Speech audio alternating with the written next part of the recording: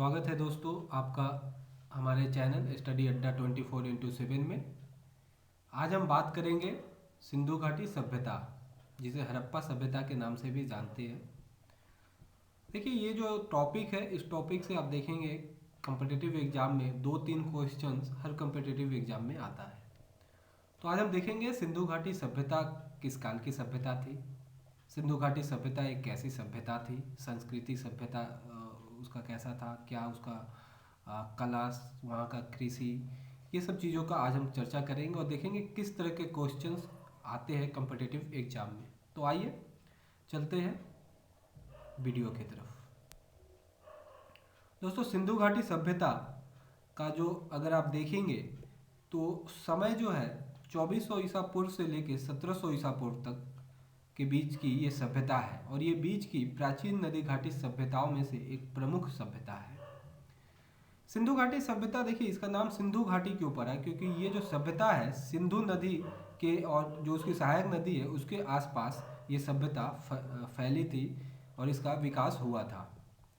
सिंधु घाटी सभ्यता, देखिए एक पत्रिका है नेचर, आप सभी ने बहुत ही सम्मानित पत्रिका है साइंस के ऊपर, इसने इस सभ्यता को 8000 वर्ष पुरानी सभ्यता मानी गई है। सिंधु घाटी सभ्यता में कुछ प्रमुख नगर थे, उसी में से एक नगर थी हड़प्पा, जिसके नाम से इस सभ्यता को हड़प्पा सभ्यता भी कहते हैं। तो कंफ्यूज मत होइए, सिंधु घाटी सभ्यता या हड़प्पा सभ्यता एक ही सभ्यता है। देखिए, इस सभ्यता का 1981 में दयाराम साहनी ने इसका खुदाई प्रारंभ किया और 1924 में भारतीय आर्कोलॉजिकल डिपार्टमेंट के उस समय जो महानिदेशक थे जॉन मार्शल, उन्होंने 1924 में विधिवत घोषणा की कि एक नगरीय सभ्यता जो है यहाँ पे प्राप्त हुआ है। एक दूसरा प्रसिद्ध नगर होता है इस सभ्यता का मोहनजोदड़ो, जिसका शाब्दिक अर्थ आप देखने जाएंगे तो इसका अर्थ होता है मुर्दों का शहर या प्रेतों का शहर। बहुत जगह आपको प्रेतों का शहर भी लिखा हुआ बहुत से बुक में मिलेंगे, बहुत से बुक में आपको मोहनजोदारो को मुर्दों का शहर भी कहा जाता है। देखिए, इसकी खोज रखार दास बनर्जी ने की थी। इस सभ्यता को कांस्य सभ्यता या ब्रोंज जो है के नाम से भी जाना जाता है, क्योंकि यहाँ पे तांबे का उपयोग हमें देखने को मिलता है, तो इस कारण से इसे कांस्य सभ्यता भी कहते हैं। अब देखिए परीक्षा में किस तरह से ये जो पहला स्लाइड है, यहीं से आपको 4-5 क्वेश्चन मिल जाएंगे। जैसे आता है कि ये सभ्यता किस काल की सभ्यता थी, तो 2400 से 1700 ईस्वी के बीच की ये सभ्यता थी। ठीक है। सेकंड क्वेश्चन आता है हड़प्पा या सिंधु घाटी सभ्यता का उत्खनन किसने किया था और कब हुआ था, तो आंसर होगा 1921 में दयाराम साहनी द्वारा। थर्ड, मोहनजोदड़ो को जो सभ्यता है इसका खोजकर्ता किसे माना जाता है, तो आंसर होगा रखारदास बनर्जी। और एक जो क्वेश्चन आता है कि किस सभ्यता को कांस्य सभ्यता के नाम से भी जाना जाता है, तो सिंधु घाटी सभ्यता या हड़प्पा सभ्यता, जो भी आपका एमसीक्यू में होगा आपको टिक मारना होगा। देखिए आगे चलते हैं इस सभ्यता के बारे में। देखिए, इस सभ्यता के जो प्रसिद्ध केंद्र होते हैं वो होते हैं हड़प्पा, मोहनजोदारो, कालीबंगा, लोथल, धोलावीरा, राखीगढ़ी, जिसमें हड़प्पा, मोहनजोदड़ो ये जो है आज के जो वर्तमान पाकिस्तान है वहाँ पे आपको ये शहर देखने को मिलेंगे। लोथल जो है उस समय के एक प्रमुख बंदरगाह होता है। इस सभ्यता को नगरीय सभ्यता भी कहा जाता है, क्योंकि यहाँ पे जो खुदाई में प्राप्त हुआ है वो देखने से एक उन्नत नगरीय सभ्यता का हमें पता चलता है। तो देखिए, भारतीय इतिहास में आप देखेंगे तो हम नगर से गांव की तरफ जाते हैं। हड़प्पा सभ्यता जो है सबसे पुरानी सभ्यता माना जाता है, जहाँ पे हम लोग देखते हैं कि ये नगरीय सभ्यता थी। इसके बाद हम लोग देखते हैं रिंग वैदिक काल या वैदिक सभ्यता, जहाँ पे हम लोग को ग्रामीण सभ्यता के बारे में पता चलता है। तो हड़प्पा सभ्यता या सिंधु घाटी सभ्यता कैसे सभ्यता थी, नगरीय सभ्यता थी। देखिए, मोहनजोदड़ो की खुदाई में जो सबसे प्रसिद्ध चीज़ वहाँ पे जो मैंने स्थल मिला है वो है विशाल सार्वजनिक स्नानागार।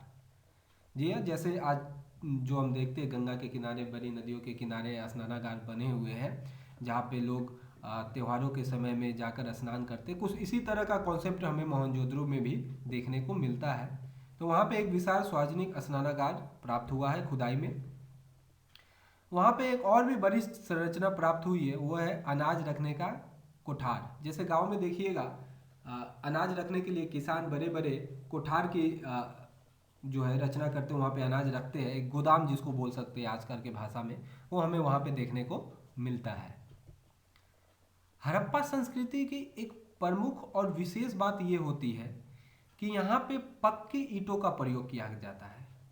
ऐसे ही हमें उस कालीन की जो हड़प्पा जो सभ्यता होती है, उस कालीन के जो समकालीन सभ्यता होती है जैसे मेसोपोटामिया या मिस्र की सभ्यता, यहाँ पे हमें पक्के ईंटों का प्रयोग, जैसे मिस्र की सभ्यता में आप देखेंगे वहाँ पे धूप में सूखी हुई ईंटों का प्रयोग मिलता है, जबकि मेसोपोटामिया में पक्की ईंटों का प्रयोग मिलता है बट इतने बड़े पैमाने पे नहीं मिलता है जितनी हमें सिंधु घाटी सभ्यता या हड़प्पा सभ्यता में देखने को मिलती है। और ये एक इस सभ्यता की विशेष बात होती है। देखिए, इसके अलावा कालीबंगा जो जगह है वहाँ से हमें हल की रेखा मिलते हैं, मतलब जुते हुए खेत की भी हमें प्राप्ति होती है। तो इससे पता चलता है कि वहाँ पे हल का उपयोग होता था। तो ये कहाँ से प्राप्त होता है? ये कालीबंगा जो आज का राजस्थान का जो एरिया है वहाँ पे ये पड़ता है। सिंधु घाटी सभ्यता के लोग किन किन अनाजों से परिचित थे? तो वो लोग गेहूँ, जौ, राई, मटर, ज्वार, इन सब चीज़ों से वो लोग परिचित थे। सिंधु घाटी सभ्यता के लोग कपास से भी परिचित थे, वो लोग कपास के बारे में भी जानते थे, उसकी भी खेती यहाँ पे होती थी गुजरात के साइड में।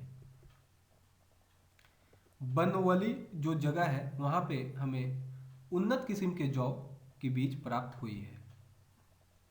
सिंधु घाटी की सभ्यता जो है वहाँ पे भी अन्य सभ्यताओं की तरह यहाँ पे भी लोग जानवरों को पालते थे, जिसमें से प्रमुख थे बैल, गाय, भैंस, बकरी, भेड़, सूअर, हाथी और गैंडा का भी ज्ञान इस सभ्यता के लोगों को होता है। इन लोगों को दो चीज़ों के बारे में जानकारी नहीं थी, वो है घोड़े और लोहे की। तो सिंधु घाटी सभ्यता के लोग लोहे और घोड़े के बारे में उनको जानकारी नहीं थी, इनसे ये परिचित नहीं थे। देखिए, हड़प्पा सभ्यता में बहुत संख्या में स्त्री की मूर्तियां भी हमें देखने को मिलती है। एक मूर्ति प्राप्त हुई है जिसमें एक स्त्री के गर्भ से एक पौधा निकलता हुआ दिखाया गया है। विद्वानों के अनुसार ये जो है पृथ्वी देवी की प्रतिमा है। तो अगर आप देखेंगे तो इस सब चीज़ों से ये पता चलता है कि ये समाज कैसा था। तो ये समाज जो था मातृ प्रधान समाज था। आज हमारा जो समाज है ये पितृ प्रधान समाज है, जबकि हड़प्पा और सिंधु घाटी की जो सभ्यता थी वो मातृ प्रधान सभ्यता थी। सिंधु घाटी के नगर में आप देखेंगे बहुत से सील की प्राप्ति हुई है। उसी में एक सील के ऊपर एक योगी का चित्र है, 3-4 मुख वाले, और कई जानवर उनको घेरे हुए हैं। विद्वानों के अनुसार ये योगी शिव का है। तो शिव एक जो हम लोग बोलते हैं अनादि पुरुष जो बोलते हैं, तो इनका पूजा उस समय से ही होते आ रहा है। पशुपतिनाथ भी लोग बोलते हैं, ये पशुपतिनाथ का जो है चित्र प्राप्त हुआ है। तो एक्चुअली में वो शिव ही है। तो लोग उस समय शिव की पूजा करते थे। यहाँ से ही हमें स्वास्तिक के भी चित्र मिले हैं। तो विद्वानों का एक मत ये भी है कि ये जो स्वास्तिक जो आज हम देखते हैं, जो चिन्ह जो देखते हैं, ये कहीं ना कहीं हड़प्पा सभ्यता और सिंधु सभ्यता की ही देन है। और इन सबके अलावा लोथर, कालीबंगा, ये जो जो जगह है यहाँ से हवन कुंड की भी प्राप्ति हुई है। तो देखिए यहाँ पे क्या हुआ है, शिव के चित्र प्राप्त होते हैं, स्वास्तिक के चित्र प्राप्त होते हैं, मातृ प्रधान ये सभ्यता होती है। यहाँ पे हवन और कुंड के हमें लोथर और कालीबंगा से भी प्राप्त होते हैं। तो इनसे पता चलता है कि ये सभ्यता जो थी एक वैदिक सभ्यता थी। अब देखिए, प्राचीन मेसोपोटामिया के लोग की तरह यहाँ के लोगों ने भी लेखन कला का आविष्कार किया था, जो चित्रात्मक कला थी, जो चित्र के द्वारा प्रदर्शित की जाती थी। ये पूरी कला जो है 1923 में प्रकाश में आई है, बट इसे अभी तक पढ़ा नहीं जा सका है। और आगे देखते हैं क्या क्या प्राप्त होती है। यहाँ से देखिए, मोहनजोदड़ो से हमें एक नर्तकी की कांस्य की मूर्ति भी प्राप्त होती है। ये जो आप पिक्चर देख रहे हैं, ये मूर्ति जो है यहाँ से प्राप्त होती है, कांस्य की मूर्ति होती है।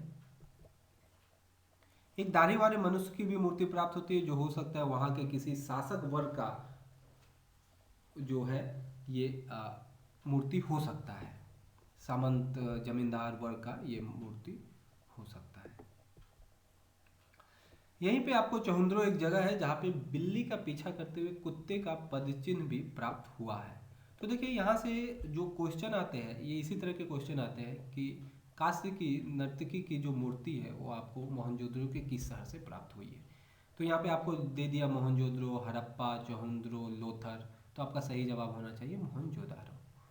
फिर आपको दे दिया कि बिल्ली का पीछा करते हुए कुत्ते का पदचिन्ह कहाँ से प्राप्त हुई है, चहुंद्रो, मोहनजोदड़ो, हड़प्पा, इस तरह नाम दिया। तो आपका आंसर चहुंद्रो होना चाहिए। तो इस तरह के क्वेश्चन भी आती है, यहाँ पे आपको कॉम्पिटिटिव एग्जाम में देखने को मिलेंगे। तो दोस्तों आशा करता हूँ कि ये जो है आपको यहाँ से बहुत से चीज़ें जो है कॉम्पिटिटिव एग्जाम में किस तरह का क्वेश्चन आता है इसके भी आपको एक आइडिया मिला होगा। देखिए सुमेरियन साक्ष्यों में सिंधु घाटी सभ्यता का उल्लेख जो है दिलमुन नाम से भी किया गया है। तो अगर आपको क्वेश्चन पूछ दे परीक्षा में कि दिलमुन जो है ये शब्द जो है किस सभ्यता के लिए प्रयोग किया गया है, तो आपका आंसर होना चाहिए सिंधु घाटी सभ्यता। अब देखिए मेसोपोटामिया में मेलुहुआ शब्द का एक जो है प्रयोग हमें देखने को मिलता है। ये जो शब्द है मेलुहुआ ये सिंधु घाटी सभ्यता के लिए ही प्रयोग हुआ है। तो दोस्तों आशा करता हूँ आपको सिंधु घाटी सभ्यता के बारे में एक पूरी नॉलेज हुई होगी। ये कैसी सभ्यता थी, इस सभ्यता के लोग क्या चीज़ की कृषि करते थे, ये सभ्यता का किन किन सभ्यताओं के साथ संपर्क रहता है, किस तरह के क्वेश्चन जो है कॉम्पिटिटिव एग्जाम में पूछे जाते हैं। थैंक यू दोस्तों हमारे इस वीडियो को देखने के लिए। हमारा एक चैनल टेलीग्राम पे भी है, आप उससे भी जुड़ सकते हैं। वहाँ पे भी आपको हमारे वीडियो से रिलेटेड PDF, वहाँ पे टेस्ट पेपर और भी कई जानकारियाँ आपको मिलती रहेगी। वहाँ पे नौकरी से संबंधित जानकारियाँ भी मिलती है, जो करंट वैकेंसी सब आते रहते हैं, वहाँ से भी आप जुड़ सकते हैं। इसका लिंक जो है हमारे डिस्क्रिप्शन बॉक्स में आपको मिल जाएगा। अगर आप लोगों ने अभी तक हमारे चैनल को सब्सक्राइब नहीं किया तो सब्सक्राइब कर लीजिए। ये आपके जो कॉम्पिटिटिव एग्ज़ाम की जो तैयारी कर रहे हैं वहाँ पे आपको बहुत ही हेल्प करेगा।